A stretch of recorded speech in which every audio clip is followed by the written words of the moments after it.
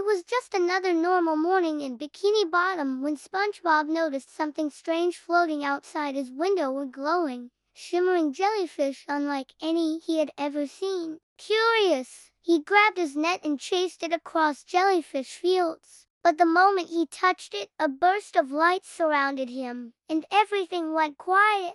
When SpongeBob opened his eyes, Bikini Bottom looked different. The buildings were taller, the colors strange, and there were robots everywhere. A nearby sign read, "Welcome to Bikini Bottom, year 3005. SpongeBob gasped. "Am I in the future?" The jellyfish buzzed beside him, blinking like a tiny spaceship. Panicking, SpongeBob ran to the Krusty Krab only to find it replaced by a floating fast food spaceship called Krabby X. Inside was a robotic version of Mr. Krabs. "Welcome, valued customer," RoboCrab said. "Would you like a Krabby Bite meal?" SpongeBob screamed. "This is way too weird." SpongeBob ran to find Patrick, but found a super genius Patrick wearing a lab coat and floating glasses. "SpongeBob, you're from the past." Future Patrick explained that the glowing jellyfish was a time jelly, an ultra-rare creature that randomly teleports anything it touches through time. They decided to catch the time jelly again and go back to the present. But catching a time-traveling jellyfish isn't easy. The two friends built jellyfish nets powered by futuristic tech, but each failed attempt sent them into new wild timelines: prehistoric Bikini Bottom, pirate Bikini Bottom, even a black and white silent film version. In the prehistoric timeline, they met a caveman version of Squidward who played music with seashells and roared at them for interrupting his me time.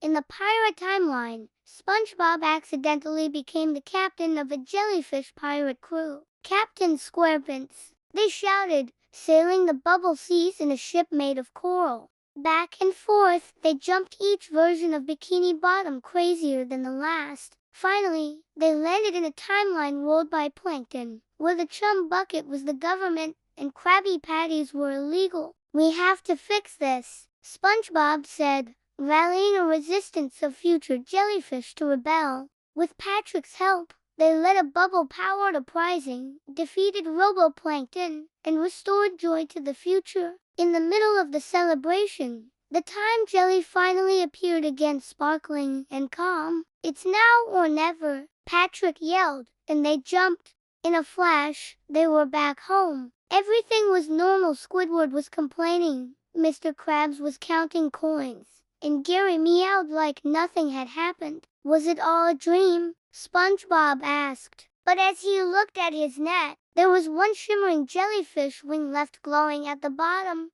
SpongeBob smiled. Adventure never ends in Bikini Bottom. He and Patrick sat under a jellyfish tree, looking up at the sky, wondering if they'd see that glowing time jelly again someday. But until then, they were happy to be home, in their weird, wonderful present. The next day, SpongeBob couldn't stop thinking about the time jelly. What if there are more of them? He wondered. He went to Sandy's tree dome and told her everything. Sandy was fascinated. "You touched the quantum temporal jelly? We gotta study it." She started building a detector to track time energy. Meanwhile, Plankton overheard SpongeBob's story. "A time-traveling jellyfish. If I can get my hands on that, I could change the past and steal the Krabby Patty formula." He began building a time trap at the chum bucket, powered by leftover chum fizz. Sandy's device started beeping wildly. Another time jelly had appeared, this time deep inside Goo Lagoon. SpongeBob and Patrick suited up in jellyfish gear and paddled out on a bubble boat. But they weren't alone. Plankton was tailing them in a robotic jellyfish disguise.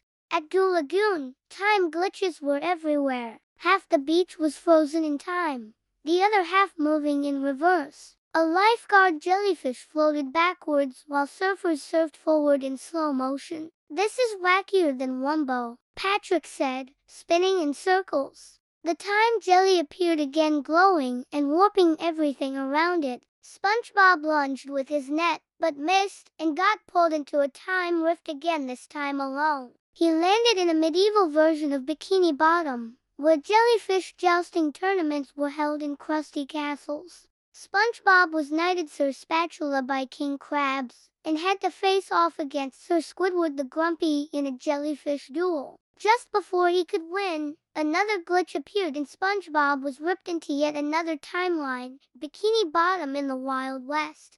There, SpongeBob became the sheriff of a town overrun by outlaw anchovies, with Patrick as his goofy deputy. They used bubble lassos to bring order, but SpongeBob missed home. "I have to get back," he said, just as a familiar buzzing echoed behind him. The time jelly zipped past, but this time it was being chased by Plankton in a giant mechanical time suit. "Give me the jelly," he shouted. SpongeBob jumped into action, riding on Jellyfish and using his jelly net to disarm Plankton's suit with a single bubble blast. With the time jelly come again, it offered SpongeBob a choice: go back to the present, or fix the timelines for good. SpongeBob chose to stay a bit longer and help set things right. With each timeline visited, he helped solve tiny problems and brought laughter back to those worlds. He fixed a broken friendship between prehistoric jellyfish and cavemen, reunited a lost pirate crew with their pet clam, and taught robot Krabby Patties in the future how to feel happiness through jellyfishing. With each fix, the jelly's glow got stronger. Finally, the time jelly brought SpongeBob to a secret place, the temporal reef, where all timelines overlap. There, SpongeBob saw every version of himself: Knight SpongeBob, Sheriff SpongeBob, Future SpongeBob, and even baby SpongeBob blowing his first bubble. "I guess all these versions are still me," SpongeBob said. "No matter the time, I'm still just a sponge who loves jellyfishing, friends, and making people smile." The time jelly hummed softly, surrounding him in warm light. It was time to go home. With a bright flash, SpongeBob returned to the present, landing face first in his pineapple living room. Patrick was asleep on the couch, and Gary was sitting on his head. "Welcome back, buddy," Patrick mumbled. SpongeBob smiled. "You won't believe where I've been."